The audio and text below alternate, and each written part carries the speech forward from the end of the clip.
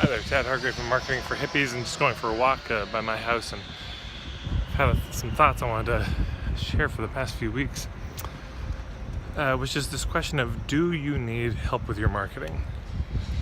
Because of course this is what I suppose my industry is based on, is this idea that you need help with it. And I remember talking with a friend of mine about he's very into local communities, resilient communities, how do you work together as communities, and cooperative structures, tool sharing libraries, this kind of thing. And it was my birthday last year, and he said something that surprised me. He said, there's something that stops it all from working, which is that people have to pay a mortgage. And if people didn't have to pay a mortgage, of course, to have a mortgage they need a job or two. That takes most of their time, and so they're not able to invest their time in the community. They're not able to invest, I suppose it's mostly time. And so there are a lot of initiatives that could happen if people have more time, but they don't, and so they can't. It's the old, reality that, or the jokers. Why do you have this car? So I can get to work. Why do you need to work? So I can pay for the car.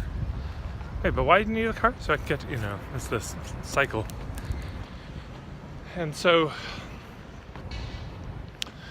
that may not seem connected to, do we need help with marketing? But of course, what we're contending with is, in the modern world, at least in my corner of the world and a lot of other places I've seen, is this collapse of village life.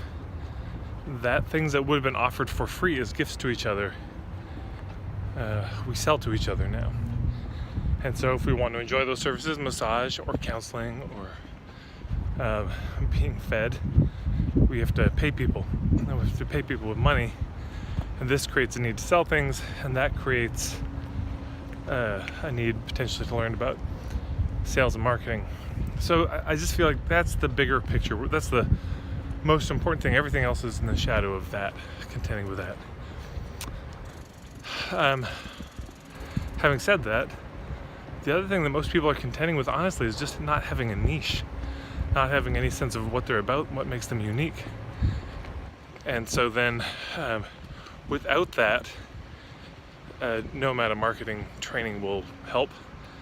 And with it, it's sometimes unnecessary if the niche is clear enough. So niching is a really big thing. And then the third thing I'd say is, or invite us to wonder about, is, do we need help with marketing, or do we need help being better at what we do? Because long term, in my experience, people who are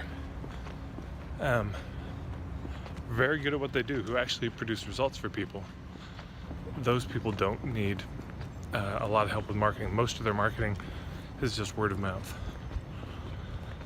So we live in a culture where we have to work. Most of us don't have a niche. We're trying to be everything to everybody. And I think this creates the need. And we're also, frankly, most of us could be a lot more skilled at what we do. And all of that creates a need for marketing. But if we pick a niche and become very, very good at that and become known for that, the need to know the bells and whistles, the tips and tactics about marketing really does diminish. So I guess that's my closing thought is, pick a focus of some kind.